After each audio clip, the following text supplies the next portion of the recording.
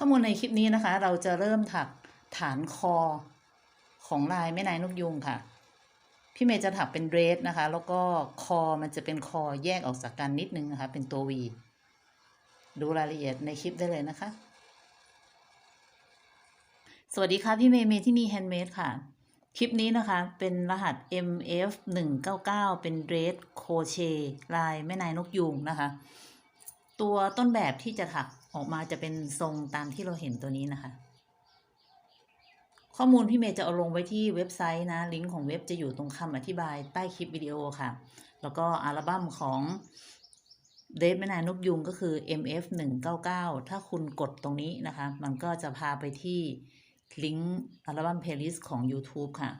สีที่ถักก็จะเป็นสีเขียวตามนี้เลยนะคะคอเสื้อจะเป็นคอเสื้อที่มันไม่ชิดกันตรงนี้นะคะจะเป็นคล้ายๆคอแหลมนิดนึงตรงนี้ค่ะผ่าออกจากกันแล้วหลังจากที่ผ่าเสร็จแล้วเราก็จะเชื่อมต่อถักขยายออกมาจนได้หน้าอกแล้วเราถึงจะแบ่งแขนนะคะแล้วก็ถักออกมาเป็นเดรสวัดตั้งแต่หัวไหล่ลงมาจนถึงตัวชายเสื้อพี่เมย์จะถักความยาวของเดรสนะคะ100เซนนะคะรอบอกที่จะถัก105เซนค่ะแล้วก็รอบรักแร้50เซนอันนั้นเป็นของเจ้าภาพนะคะเสื้อตัวนี้พี่เมย์เมดทูออเดอร์นะคะไหมที่ใช้เป็นตัวนี้ค่ะเป็นไหมเส้น18นะคะชายนี่เส้น18เตรียมไหมไว้ทั้งหมด800กรัมค่ะ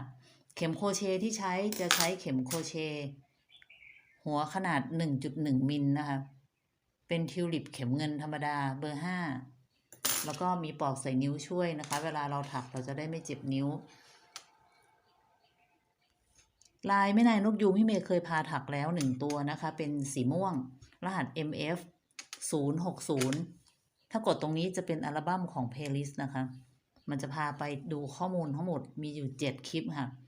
ตอนที่ถักเป็นตัวเสื้อที่ถักนะคะคอมันจะไม่แยกออกจากกันนะมันจะเป็นคอวงกลมแต่สำหรับเดรสตรงนี้มันจะแยกออกจากกันตัวผังลายก็จะอยู่ข้างล่างอันนี้เป็นต้นแบบที่เขาถักจะเป็นสีม่วงนะคะคอมันจะแยกออกจากกันแบบนี้แยกลงมาประมาณ1ลายอะค่ะแล้วตัวนี้เป็นผังต้นแบบมันจะดูคอได้2ด้านนะคะตัวผังต้นแบบมันจะเป็นลายแม่นายนกยูงเหมือนกันแต่ว่ามันจะเป็นผ่าหน้าแต่ของเราจะผ่าลงมาถึงประมาณแค่นี้แล้วหลังจากนั้นเราก็จะเชื่อมต่อนะคะทรงเสื้อของเขาจะเป็นผ่าหน้าลงมาเป็นทรงนี้แต่ของเราไม่ผ่าหน้านะคะตัวนี้ก็จะดูได้อีกด้านหนึ่ง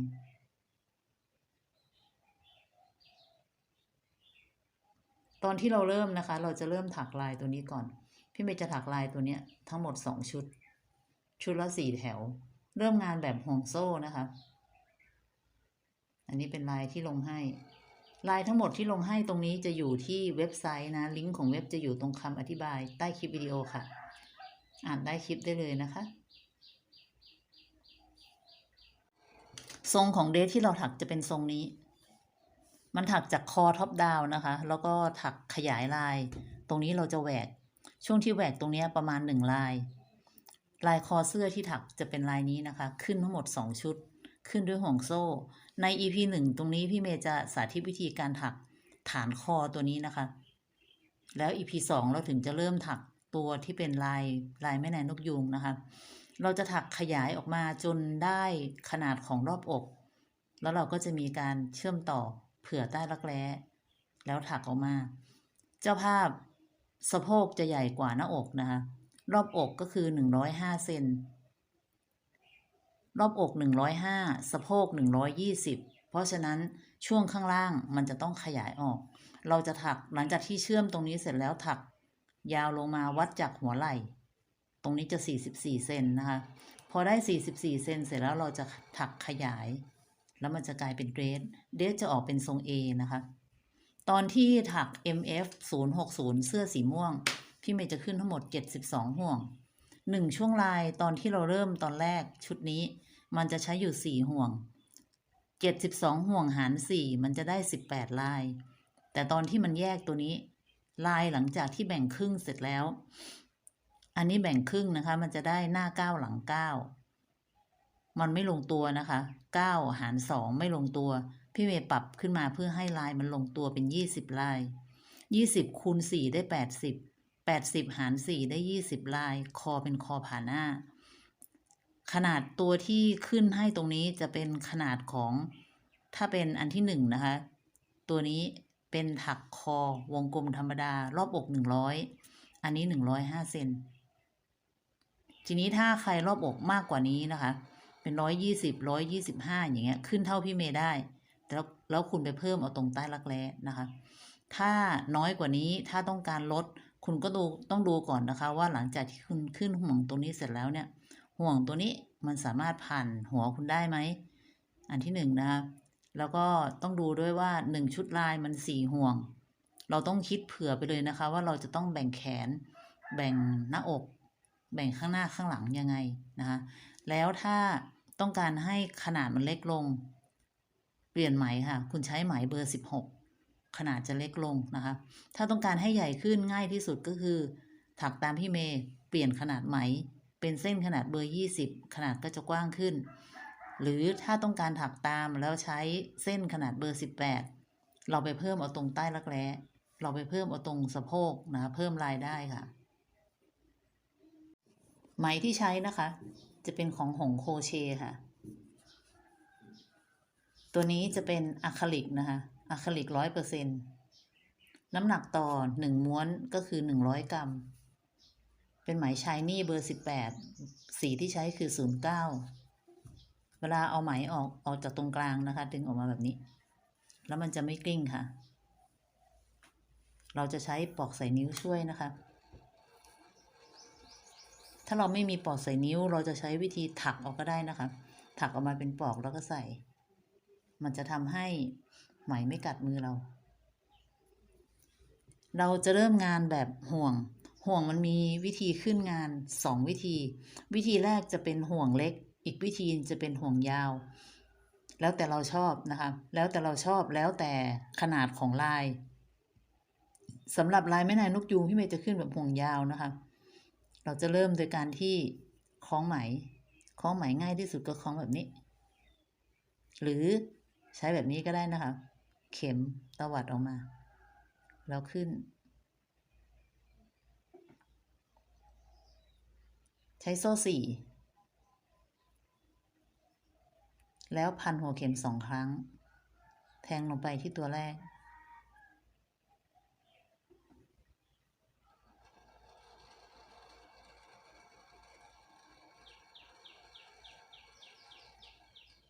รวบ2นะคะ2แล้วก็2มันจะได้ตัวยาวถ้าเป็นตัวสั้นขึ้นด้วยโซ่3แล้วใช้ดับเบิลโครเชต์ก็คือพันหัวเข็มครั้งเดียวถ้าเป็นตัวยาวโซ่4พันหัวเข็ม2ครั้ง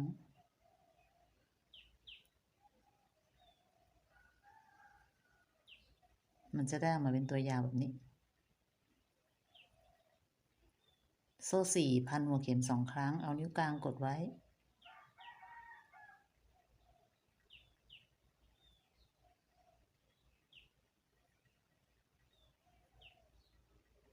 ขึ้นเท่าจำนวนที่เราต้องการค่ะที่เมย์จะขึ้นทั้งหมด80ห่วง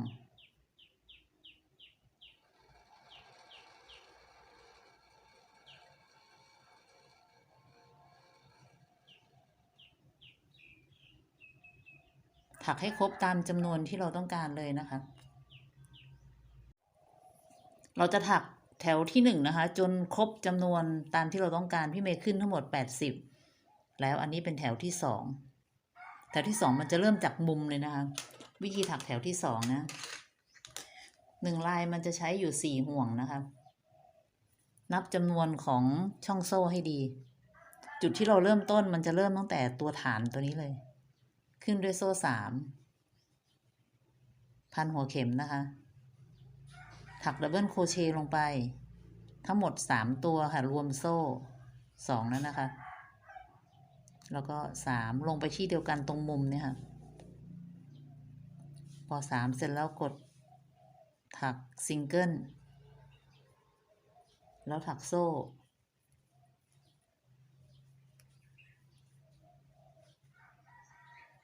โซ่5ซิงเกิลไป3ช่องนะคะ1แล้วนะ2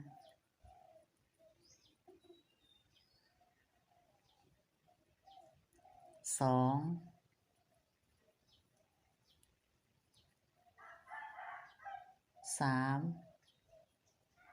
พอครบ3ช่องเสร็จแล้วตรงจุดเชื่อมต่อระหว่าง2ช่องโซ่ตัวนี้ตรงกลางเนี่ยค่ะตัวนี้ถักดับเบิลโครเชต์ลงไป5ตัวตอนที่เราเริ่มต้นมันเริ่มแค่3นะตัวนี้นะตรงนี้ลง5ตัวนะคะเข็มพี่เมย์ใช้ 1.1 นะคะเข็มเงินของทิวลิปธรรมดาค่ะเวลาเราถักเส้นเล็กนะปอกใส่นิ้วมันจะช่วยได้มันทำให้ไหมไม่กัดมือเรานะแล้วก็ซิงเกิลต่อไปก็โซ่3ซิงเกิล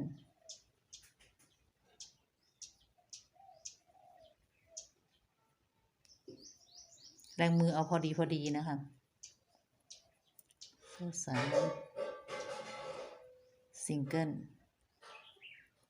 2 3 4 5ซิงเกิลมันก็จะเป็นแบบนี้1ลายนะคะมันใช้4ช่องอันนี้นับช่องที่1นี่นะคะช่องโซ่ช่องที่1 2 3 4อันนี้คือ1ลายเราถักมาจนเราได้ขนาดของเรานี่นะคะแล้วสุดท้ายตอนที่มันจบมันจะจบที่มุมตอนที่เราเริ่มด้วย3ตัวตอนจบมันก็จะจบ3ตัวแล้วมันก็จะขึ้นตัวนี้ต่อวิธีถักนะ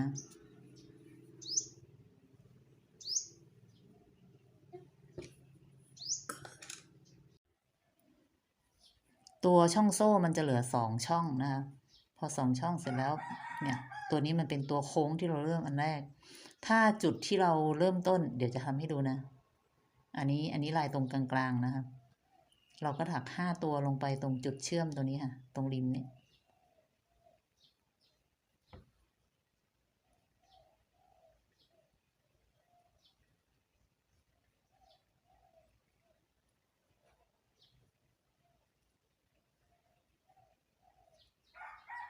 ซิงเกิลลงไปตรงตัวที่3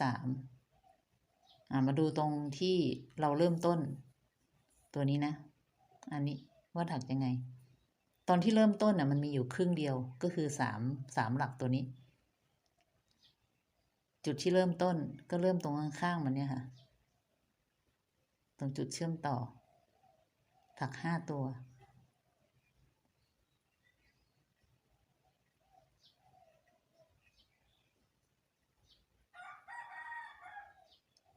ถักดันหัวเข็มนะไม่ต้องดึงขึ้นมานะคะซิงเกิล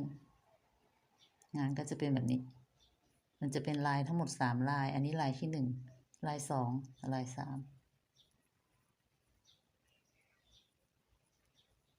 โซ่5ซิงเกิลโซ่5ซิงเกิลลงไปตรงกลางช่องโซ่แล้วตอนที่ถักมันจะลงตรงจุดเชื่อมต่อเราก็ถักไปแบบนี้จนครบค่ะมันก็จะได้ลายแบบนี้อันนี้แถวที่3แล้วนะคะแถวที่1เราขึ้นแบบห่วงโซ่แถวที่2มีตัวนี้ตัวเดียวแถวที่3มี2ตัวที่3เวลาจบนะคะหลังจากที่ถักโซ่2ช่องเสร็จแล้วนะมันจะต้องถักลงตรงนี้ลงตรงข้างๆเลยค่ะ1ตัวเหมือนกับตอนที่เราเริ่มต้น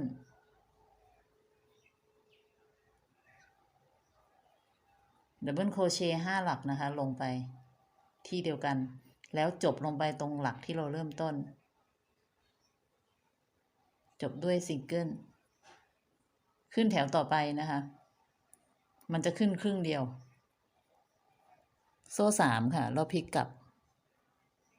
พอพลิกกลับมันจะลงที่เดิมตัวเนี้ยอีก2หลัก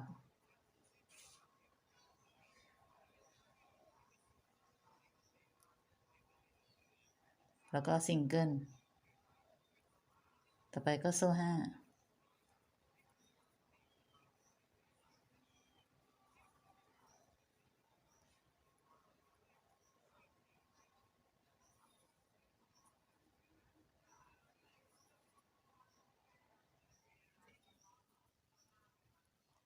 มันจะกลับมา3เหมือนเดิมนะคะช่องโซ่นี่นะ1 2 3ตัวที่4มันจะลงตรงนี้อันนี้1 2 3อันนี้ตัวที่4นะคะ5หลัก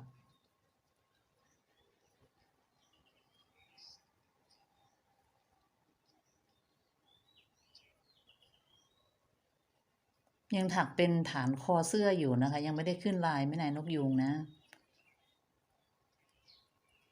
โซ่5ซิงเกิลแล้วก็ถักตามลายเหมือนเดิมถักไปจนถึงอันสุดท้ายริมด้านนี้เลยแถวที่4เวลาจบนะคะ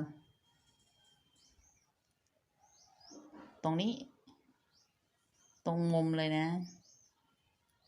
เราจะถักดับเบิลโครเชต์ลงไป3ตัวมันจะตรงกันข้ามกับตอนที่เราเริ่มต้น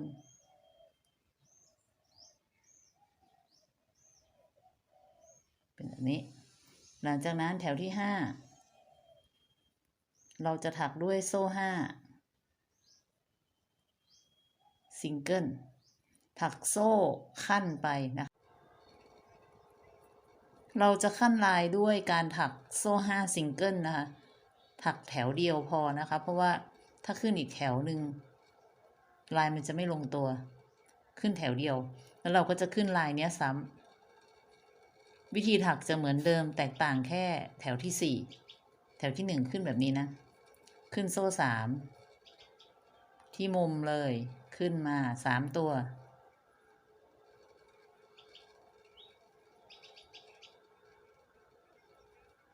แล้วก็โซ่5ซิงเกิล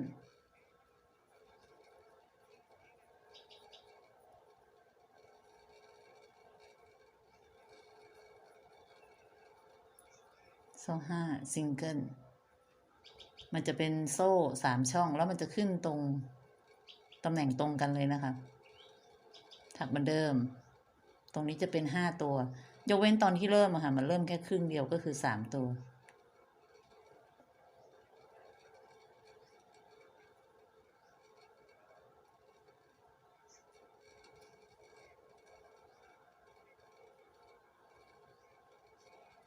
ลายก็จะเป็นแบบนี้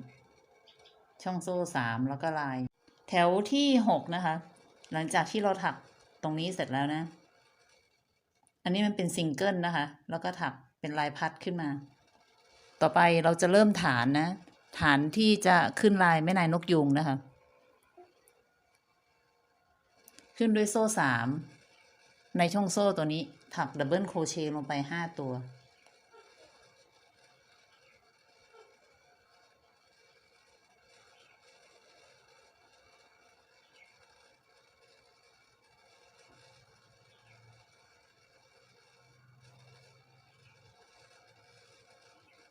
โซ่3นะคะซิงเกิล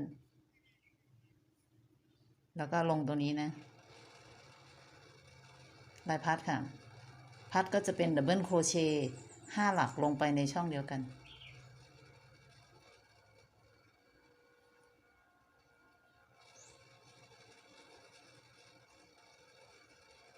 ตัวนี้ก็เป็นซิงเกิล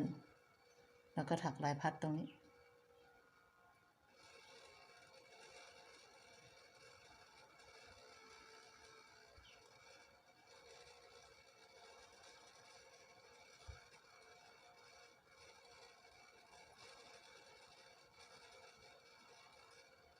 ซิงเกิลนะคะ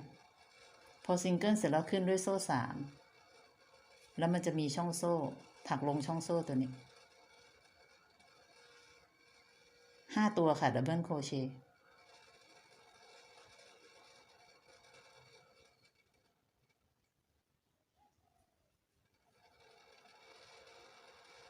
ซิงเกิลโซ่3แล้วก็ถักลายพัดลงไปตรงนี้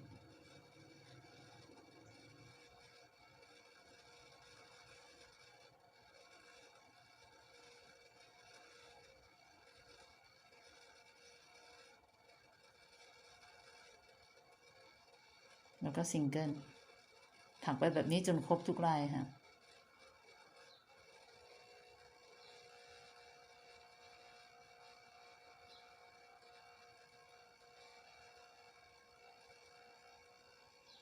ถ้านับแถวจะเป็นแถวที่6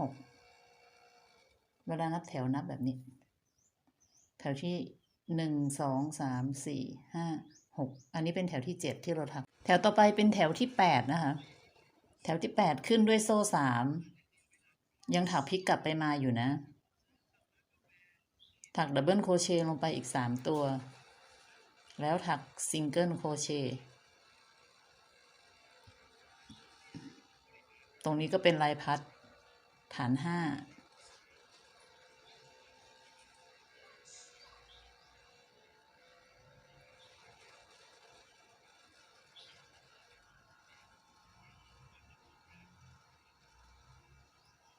พอ5ตัวเสร็จแล้วนะคะโซ่5ตรงนี้มันมีทั้งหมด5หลักนะตรงหลักที่3 1 2 3หลักนี้ถักดับเบิลโครเชต์ลงไป3ตัวค่ะถักตามผังลายนะ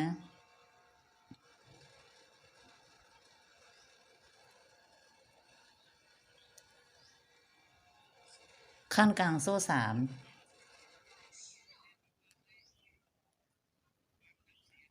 แล้วก็ถักดับเบิลโครเชต์ลงไป3ตัว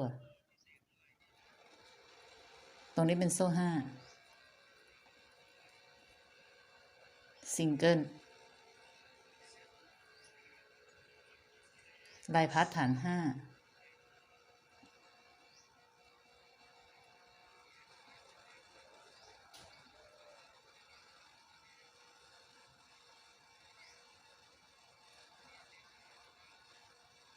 ซิงเกิลโซ่5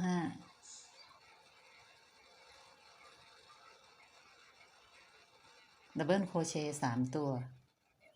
ถักไปจนครบนะคะแถวนี้เป็นแถวที่8 EP ต่อไปเราจะมาเริ่มถักลายแม่นายนกยูงนะคะข้อมูลทั้งหมดของเสื้อตัวนี้นะคะช่องทางติดต่อติดตามลำดับการถักทั้งหมดเลยนะพี่เมย์จะมีเขียนแนะนำไว้ตรงคำอธิบายใต้คลิปวิดีโอค่ะ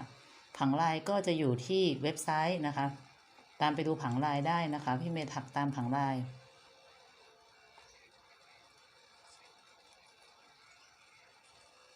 สนับสนุนพี่เมย์ได้นะคะโดยการ